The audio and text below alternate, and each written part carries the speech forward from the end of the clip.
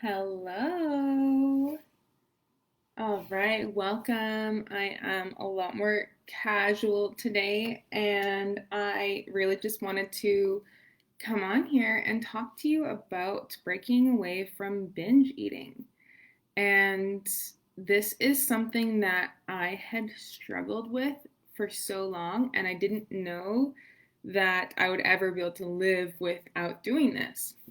And it was, embarrassing and tiring and something that I just was very, I'm just going to actually close the door here, was um, brutal for me at one point. Hey, because I didn't understand why was I doing it and why weren't other people and why was I struggling with it. It was a big deal for me. And so today I want to talk to you about why you might be doing it, both the physical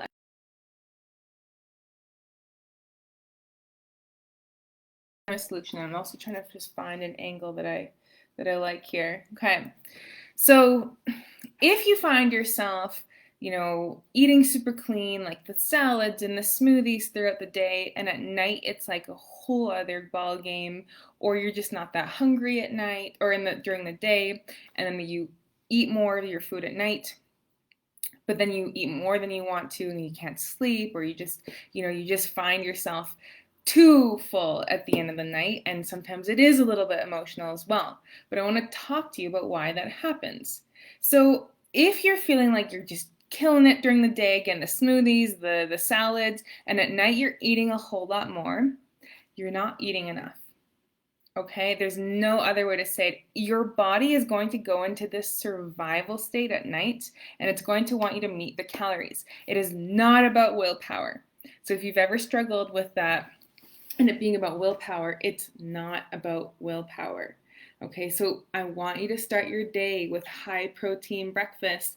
If it's eggs, if it's an omelet, if it's a smoothie with avocado and protein powder and all these beautiful other, I have other smoothie recipes as well. But what I love to do is protein powder. I'm usually using a hemp protein powder right now currently, but I add spirulina, cauliflower, what else? Chia seeds as well, some almond milk or water, and fruit, banana, or blueberries, things like that, and I blend. Okay, and so same with lunch. I want to make sure you're having, let's say, a salmon salad or a quinoa Buddha bowl with tempeh. Just having enough food. I used to be scared of this and I used to be super weird about it, but I promise you, when you start to actually have enough food throughout the day, you will break away from this survival mode. Okay, because I was like a monster at night. I'd be so good all day, and then all of a sudden, bam, night would hit, and I would just raid the freaking cupboards. Okay, and then I'd feel bad about myself. It's like, I'm not gonna do it tonight. I'm not gonna do it. And then I would. And I was like, what the heck is wrong with me? So it's not about your willpower. Okay. And the other thing is to create space. I find whether it's binge eating, shopping, what are some other, like alcohol, gambling, I find that food is the most socially accepted form of drug. Okay. And I, at one point, had used food as a form of self soothing. And if you're doing that, I completely understand. I really, really do, especially in times like this where just like, we need something to just feel better and feel calmer. Okay, and especially sugar actually helps to release dopamine from the brain. Refined carbohydrates like donuts, breads, whatever, actually helps to release serotonin, and it makes us feel good. Okay, so really, essentially, once you have the physical basis covered. Okay, so you're eating enough throughout the day. I also want you to look at your emotional realm. Okay, so are you eating because you are lonely and you're like, I'd really like to be in a relationship, or I'd like to have friends, or I'd like to have a family, whatever it is, or you're feeling overwhelmed and exhausted at work and you're feeling burnt out? Like, that's another whole thing as well. Okay, so I invite you to give yourself space. Whether you are getting into your body, Starting to have a breath work practice or mindfulness practice. It doesn't have to look like a traditional meditation. I don't still meditate in that traditional way, but I will put my hands on my heart and just breathe. Or maybe you have yoga, maybe you play an instrument, something to cool and calm you down. Again, today's climate, especially when there's not a whole lot of places to go and do things. So please be like really in tune with creating space for yourself, space in your mind, and having a transition from work to the rest of your day and the rest of your night. Okay? And the other one is similar to number 2, it's self-mothering. So if you have a child, you're listening to this, or you want to have children, or you don't at all, when as children we were upset, ideally it was a mother figure, father figure that helped to soothe us, to say, hey, I'm here with you, you're okay, everything's going to be okay, you need a hug. We would, and that's what we're really looking for when we're feeling scared or overwhelmed, tired, whatever it is. We feel like we're messing things up.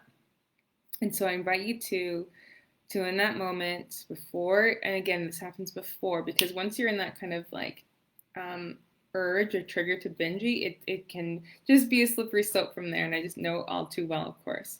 So if you beforehand just take the time to tune in, and maybe you're doing that with me now, just to say, what do you need?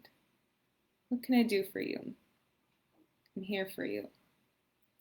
And sometimes that's all you need. And that presence transforms that fear or anxiety. Okay? And sometimes you might not know what you need. Sometimes you're just like, I have no idea. I just feel like this. And just the fact that you can be present instead of try to avoid is going to be powerful beyond measure. Okay? So again, remember to please eat enough during the day. Just try it out, okay? Really just try it out. And if you do want extra help with that, just reach out to me. I want you to create space for yourself, okay? Have something that relaxes you, because even that stress, that cortisol, is going to trigger insulin, or going to trigger glucose, okay? So what happens when you have extra glucose running through your body is that you will start to store it as fat, okay?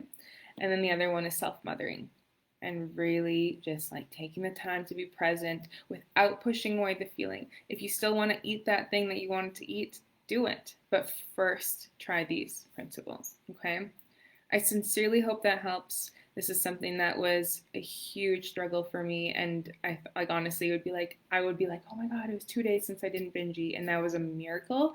And now I do not binge eat at all anymore. Like during holidays, of course, I will have a little bit more food than normal, but anyway, I hope that helps. Reach out to me if you want any extra help with that. And I do want to let you know that Feed Your Feminine is, I love teaching it so much. I love the women that are in the course, and so I am offering it again in May. We're going to go over, why we yo-yo diet, why we binge eat, emotional eat. It will teach you how to live in tune with your 4 feminine cycles. You have your follicular phase, ovulatory phase, luteal, menstrual, and you need different foods. You need a different lifestyle, career even, career focuses in those times. Okay, so what else do I want to say about it? It's 4 weeks long. It's $97 from now until what did I say? It was until April 16th. Okay. And then from April 16th until the end of April, it is $197. So all you have to do is just DM me, message me wherever you are, or email me at hello@celinebilgin.com, and we'll get you in. Okay. I am excited to see you again. Thank you for watching, and I will talk to you soon.